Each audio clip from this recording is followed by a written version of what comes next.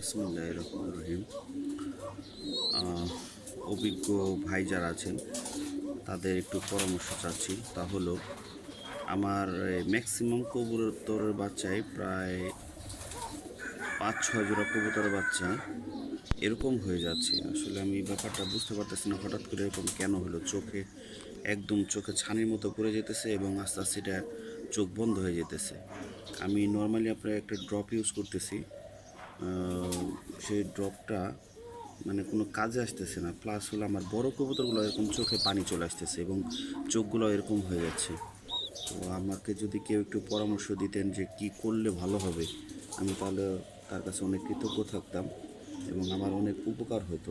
দেখেন আমার কবুতর বাচ্চাগুলো, আসলে আফসোস লাগে অনেক যে কবুতর পালি, শখে পালি, তারপরে হঠাৎ করে কবুতরগুলো এরকম একটু সমস্যা হয় এবং তার সমাধান আমি পারতেছি না। কারণ আমি কবুতর পালি অল্প কিছুদিন, শখ করে কবুতর পালি।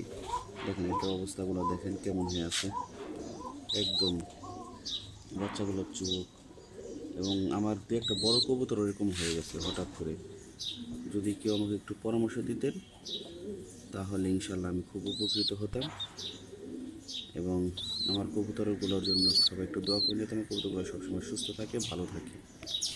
আর আপনারাও সবাই ভালো থাকবেন ইনশাল্লাহ। আল্লাহ হাফিজ।